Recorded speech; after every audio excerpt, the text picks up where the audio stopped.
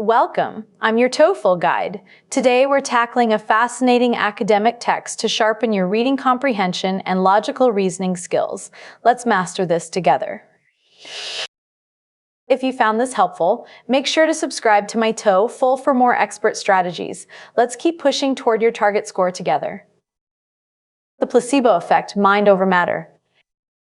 The title, The Placebo Effect, immediately signals that the text will explore medical phenomena. Mentioning mind over matter hints at the psychological influence on physical health. The placebo effect refers to a remarkable phenomenon where a patient experiences a real improvement in their condition after receiving a treatment with no active therapeutic value. This sentence provides a formal definition of the topic. The phrase "no active therapeutic value" is essential academic vocabulary used to describe the nature of a placebo. Traditionally, these inactive substances were used in clinical trials merely as controls to measure the true efficacy of newly developed drugs. The author uses "traditionally" to establish the historical context of clinical trials. It shows how placebos were initially viewed as mere controls rather than a subject of study themselves. Researchers would compare the health outcomes of patients receiving the real medication with those receiving a simple sugar pill or a saline injection. Here we see the specific methodology of these trials. The mention of a sugar pill provides a concrete, common example of an inactive treatment used for comparison. However, the surprising fact that the control group frequently exhibited significant physical recovery indicated that the human mind plays a far more powerful role in the healing process than previously assumed. The transition, however, signals a shift from historical usage to a surprising discovery. It emphasizes that the mind plays a powerful role in healing, challenging previous scientific assumptions. The biological basis of this effect is deeply rooted in the brain's complex system of anticipation and reward. Moving into the second paragraph, the author shifts focus to the biological basis of the effect. This sentence sets up an explanation of how anticipation and reward function within the brain. When a person expects to feel better, the brain often releases endogenous neurochemicals, such as endorphins and dopamine, which act as natural painkillers. This sentence explains the chemical reaction involved. The release of endorphins and dopamine serves as the physiological evidence for why patients feel natural painkillers in their system. This process demonstrates a connection between a person's mental state and their physical health, proving that the mere perception of being treated can trigger actual physiological changes within the body. The author uses this point to prove a robust connection between the mind and body. It highlights how mere perception can lead to measurable physiological changes. For example, neuroimaging studies have shown that patients who were told they were receiving a powerful analgesic showed reduced activity in pain processing centers of the brain, even when the substance was completely inert. The phrase "for example" introduces scientific proof via neuroimaging studies. It demonstrates that even an inert substance can decrease activity in pain processing centers. Despite its fascinating benefits, the use of placebos in modern medical practice raises significant ethical questions that challenge standard healthcare protocols. Paragraph 3 introduces a new angle: the ethical questions surrounding this phenomenon. The word "despite" prepares the reader for a discussion on the complications of using placebos. Some critics argue that deceiving patients about the nature of their treatment violates the fundamental principle of informed consent and damages the trust between doctor and patient. This sentence presents the negative viewpoint, where deceiving patients is seen as a problem. It specifically mentions informed consent as a key principle that might be violated. On the other hand, proponents suggest that utilizing the body's natural healing abilities could significantly reduce the reliance on potentially addictive or harmful pharmaceutical drugs. The transition, on the other hand, introduces the opposing, positive view. It suggests that placebos could reduce reliance on harmful pharmaceutical drugs. While the debate continues, researchers are now exploring open-label placebos, where patients are informed the pill is inactive, but are told it may still trigger a positive biological response. The author introduces a modern compromise called open-label placebos. In this scenario, patients are informed about the treatment, removing the element of deception. This shift in perspective suggests that the placebo effect is not merely a scientific nuisance to be controlled, but a valuable tool for enhancing the overall quality of human healthcare. The concluding sentence suggests a shift in perspective for the medical field. It frames the effect as a valuable tool for healthcare rather than just a nuisance. What is the passage mainly about? The station of. This is a main idea question indicated by the phrase mainly about. You should look for a choice that covers the biological, historical, and ethical aspects discussed. Now, keeping this in mind, let's evaluate our options. Let's take a closer look at option A. The use of neuroimaging to diagnose chronic pain in the brain. This option is too narrow because it focuses only on neuroimaging. While the text mentions this in paragraph 2, it doesn't cover the ethical questions from paragraph 3. We should eliminate this. Now, let's examine option B. The biological mechanisms and ethical debate of the placebo effect. This is a strong choice because it captures the biological mechanisms from paragraph 2 and the ethical debate from paragraph 3. It encompasses the entire passage. Here's option C. Let's break it down.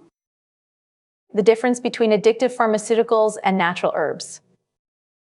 The text mentions addictive drugs, but it does not compare them to natural herbs. This choice introduces information not found in the passage. Let's look at option D. The history of sugar pill manufacturing in the drug industry. While sugar pill is mentioned as an example, the passage is not a history of manufacturing. This is a minor detail used as a distractor. The correct answer to this question is option B, since it accurately summarizes both the scientific and moral discussions presented throughout the text.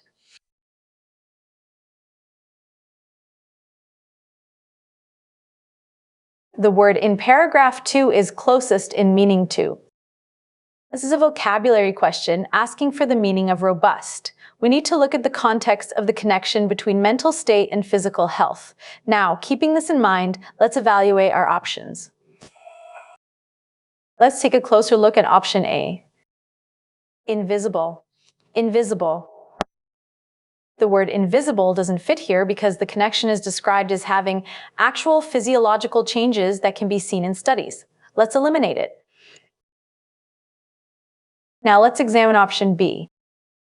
Is not to 7.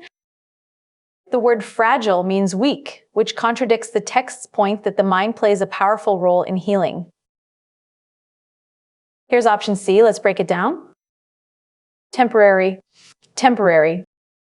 The connection is presented as a fundamental biological process, not something temporary or short-lived. This doesn't match the intensity of the context. Let's look at option D. Strong. Strong. In this context, strong is the perfect synonym for robust. It describes a powerful and significant connection between the mind and the body. Therefore, the correct answer is option D, because the passage emphasizes the powerful and undeniable link between mental expectation and physical relief.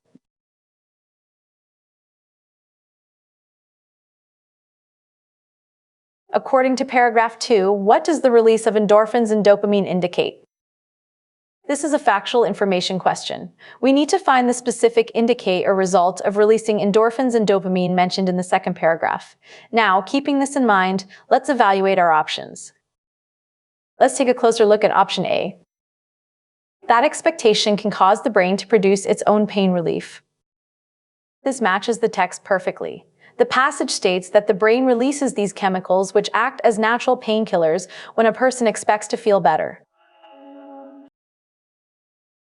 Now let's examine option B, that the patient is experiencing a negative reaction to the sugar pill. The text describes a real improvement, not a negative reaction. This choice misinterprets the outcome of the placebo effect. Here's option C. Let's break it down. That neural imaging is the most expensive part of a clinical drug trial. While neural imaging is mentioned, the text says nothing about it being the most expensive part of a trial. This is an irrelevant detail. Let's look at option D, that the placebo effect is only a psychological illusion with no physical basis. The passage actually argues the opposite. stating that there are actual physiological changes and not just a psychological illusion. The correct answer to this question is option A, since the passage explicitly links the release of neurochemicals to the brain's ability to create its own relief.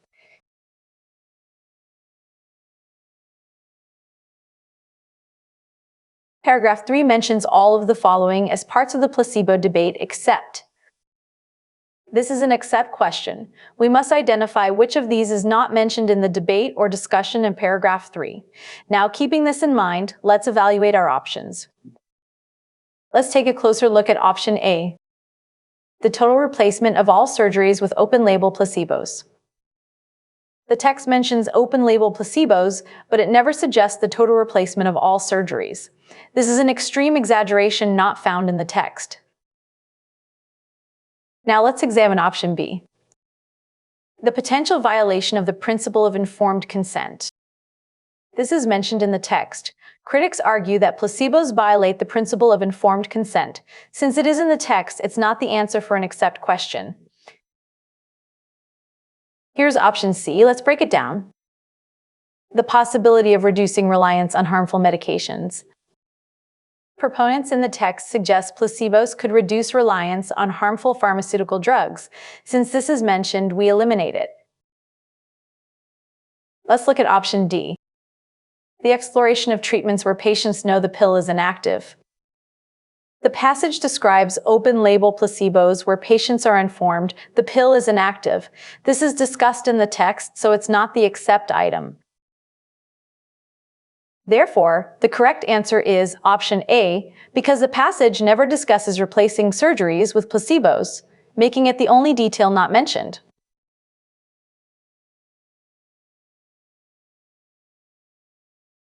What is the relationship between paragraph 1 and paragraph 2? This question asks about the relationship between the first two paragraphs. We need to see how the concept in the first leads into the biological details of the second. Now, keeping this in mind, let's evaluate our options. Let's take a closer look at option A. Paragraph 1 describes a medical success, while paragraph 2 describes a complete failure. Paragraph 2 does not describe a complete failure. Instead, it explains the success of the placebo effect through biological evidence. Now let's examine option B. Paragraph 1 introduces the concept, and paragraph 2 explains the biological reason it works.